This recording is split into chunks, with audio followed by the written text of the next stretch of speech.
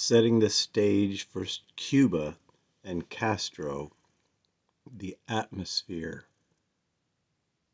and powerful agencies supporting both Castro and the regime in Cuba. Man whom Kennedy was saddled with as his running mate. Anyone who has any doubts about the moral rectitude of the average American politician of that time has only to look at the career of Lyndon Baines Johnson to see that, generally speaking, they were worse than the mafia itself. From his involvement with the Box 13 scandal and through all of his dealings with his crooked Texan business associate Billy Solestes, LBJ proved again and again that he was every bit as unscrupulous as any mob boss. American politicians were just as bad or worse than the mob underworld people. And willing to do absolutely anything for power. This was a man who'd had his own sister, Josepha, murdered by his personal hitman, a highly intelligent and psychopathic killer named Malcolm Wallace, who later shot dead the golf professional John Douglas Kinzer. When this case came to court, it revealed to the American public how totally corrupt the justice system had become, because LBJ was able to get Wallace off with a 5-year suspended sentence. Found guilty of murder one, he walked free that very day. This was the sort of corruption which was running rife through the American political system when Fidel Castro overthrew the right-wing government of Fulgencio Batista in 1959. Few people are aware that by this advanced stage in their relationship, the CIA and the Mafia were together employing the Giancana tactic of supporting both sides in a war. The CIA and the Mafia were teamed up, and they were supporting both Castro and Batista. Both of them were being supported, working both sides. For many years beforehand, they had been supporting Castro, and not just the Batista regime, as many think, by smuggling in both arms and mercenaries to aid the peasant farmers. One of these mercenaries, an Italian-American called Frank Fiorini, later came to play a pivotal role both in the assassination and subsequent cover-up under his assumed name, Frank Sturgis. Sturgis and... Okay, so the work is, see, the real Nazis are the powerful corporate money brokers. They want to keep the Cuban people slaving away in the sugarcane fields and getting cheap sugar.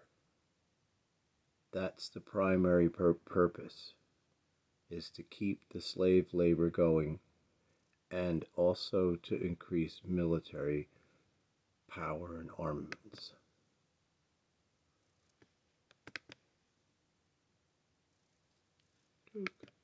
and Castro were photographed together many times during the Cuban Revolution. But after Castro enlisted the help of the Russian Soviets, Sturgis turned against him. Like many in the CIA mafia network, he felt double-crossed when Castro closed the island's casinos and nationalized all Cuban business. He therefore joined forces with men like Bernard Barker, Batista's former secret police chief, and other Cuban expats who had fled en masse to Miami, Florida, and who now sat together on the American mainland as a very disgruntled and highly politicized splinter group. Of course, to the American Nazis who had bankrolled Hitler, this was intolerable. It was a commercial disaster. Okay, in this film, Everything is a Rich Man's Trick, it's describing how these people built and created the Nazi war machine in order to make money and in order to put a wall up against Russia. And now they are frustrated because they are not getting the control that they want in the Cuban situation. Coca-Cola had made millions in easy profits using dirt-cheap Cuban sugar grown by dirt-poor Cuban peasants. They were now being told by an upstart third-world dictator that they would have to pay for sugar at the normal market rate, and the mafia were losing millions every single day from the loss of illegal gambling. America's Nazi shadow government therefore decided that someone was going to have to mold this loosely knit group of disgruntled anti-Castro Cubans into a crack invasion force to retake the island. Having put their heads together, Dulles and Harriman and Richard Bissell decided this would be an excellent job for Prescott's eldest son, George Herbert Walker Bush, a chance for him to prove himself, along with one of his Texas oil business associates, Jack Alston Crichton. Together, these... So, the CIA decides to operate completely separately from the United States government under the corporate bank money powers just to take back the sugarcane fields, and they do that without the permission of other parts of judicial government. These two recruited and trained the Cubans for several terrorist groups known as Operation 40, Alpha 66, ZR Rifle, and Operation Mongoose. Renegade bands of merciless assassins who would kill Castro and who could later be counted on to eliminate any other third world leaders who dared to interfere with American commercial interests. It was this diverse and unsavory stream of political intrigue which produced President Kennedy's first great political crisis, the Bay of Pigs, in 1962. Here it is. By this time, JFK was well aware that the CIA was something much more like a private firm or a family. He wasn't surprised when they invaded Cuba without his permission, because he knew they were totally out of control. His antipathy led him... The CIA invaded Cuba without presidential agreement to cancel the promised air support, and inevitably the invasion failed. The anti-Castro Cubans were mostly captured, and Kennedy then tried to add insult to injury by ordering J. Edgar Hoover's FBI to close down the camps where the Cubans were trained. He even allowed Khrushchev, the Soviet leader, to inspect the camps to see they were closed, so this could never happen again. So the CIA camps that trained the anti-Castro Cuban attackers were exposed and closed. Now, the greatest thing that Satan can do is divide peoples and get people into anger over border disputes. In the Garden of Eden there were no borders, and in the eternal life there will be no borders. In the first 300 years of Christianity there was you were not allowed to be a police person and enforce the laws of the land upon the subjects. Your job was to be a tender parent and to nurture suffering children and people who are hearts of humility.